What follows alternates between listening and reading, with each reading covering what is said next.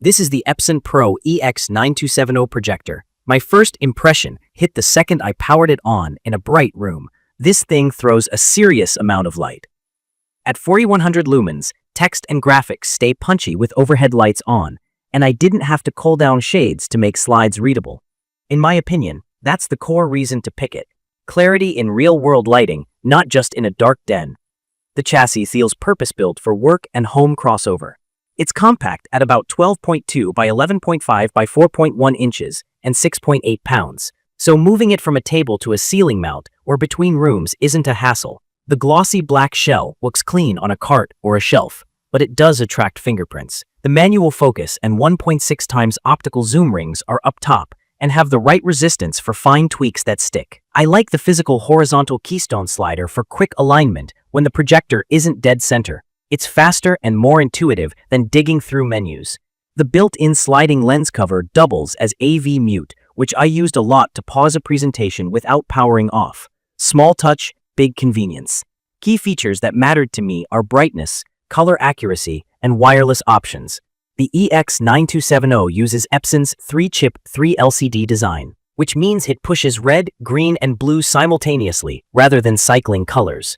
From my experience, that eliminates the rainbow flashes that some people see on single-chip DLP models. Equally important, color brightness matches white brightness, so charts and photos don't look dull next to white slides. Blacks are the weak point in a dark room. On a pitch-black scene, the black floor sits at dark gray. That's the trade-off you make for all that light output. Resolution is full HD 1080p and looks crisp at typical sizes.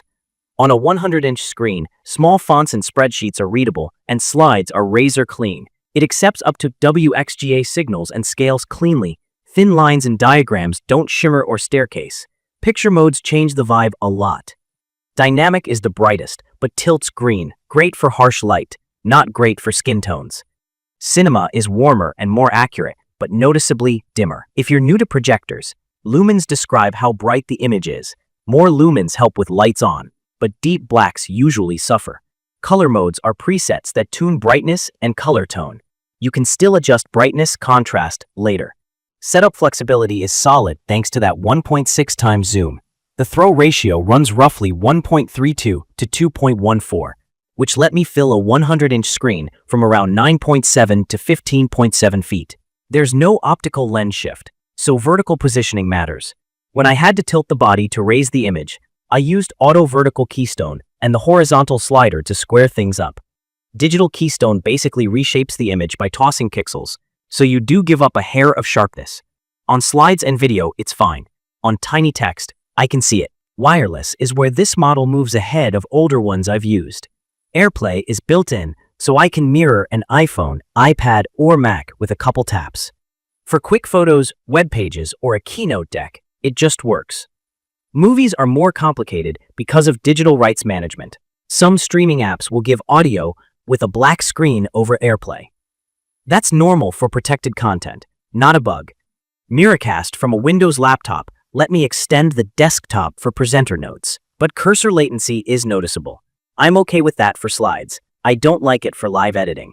When I need perfect stability and zero lag, HDMI wins.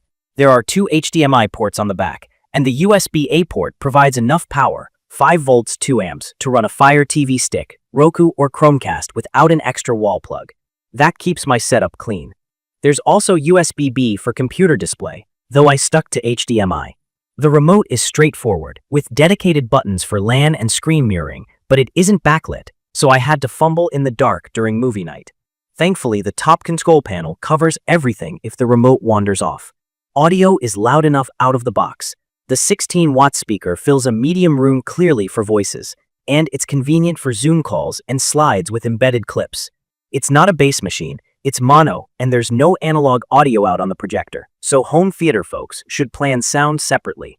I routed audio from the source to a Bluetooth speaker or soundbar, which worked well. Fan noise is the one thing that pulled me out of quiet moments. At full power, the cooling system is noticeable. Eco mode cuts noise a lot and extends lamp life, but you lose some punch. I also heard faint mechanical shifts when scenes went from bright to dark, which I associate with an iris or internal aperture tuning contrast. Heat exhaust is strong. Don't sit right by the vent. The filter is easy to access and clean, and it's important to keep it clear so thermals stay under control. The UHE lamp is rated in the thousands of hours and is simple to replace with the top panel design.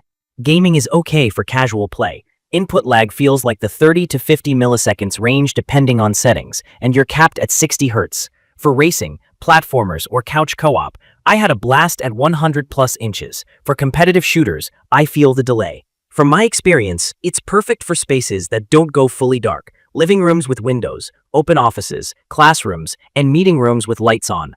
It's also great for sports, YouTube, and presentations where color pop and readability matter more than ink-black shadows.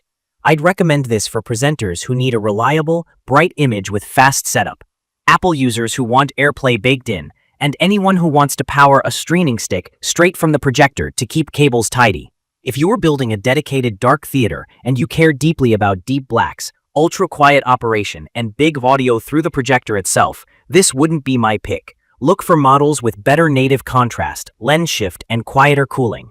Key features that stood out to me are the 4100 lumen output that cuts through ambient light, the 3LCD color that avoids rainbow artifacts, the 1.6 times optical zoom for flexible placement, AirPlay and Miracast for quick sharing, dual HDMI for stable sources, USB power for streaming sticks, and that practical AV mute slide. On the flip side, no lens shift, limited black levels in a dark room, notable fan noise at full blast, and no audio out are the main trade-offs. In my opinion, the EX9270 nails the show it clearly, connect to it easily brief. It isn't trying to be a silent cinema piece. It's built to be seen in real rooms with real light, and it succeeds. In conclusion, I'm keeping it in my rotation for daytime presentations, quick AirPlay walk-ups, and weekend games and sports without killing the lights. It saves me time on setup, it holds its own against glare, and it stays flexible when I swap between work and fun. If this video helped, hit subscribe and drop your questions or experiences in the comments. Thank you for watching.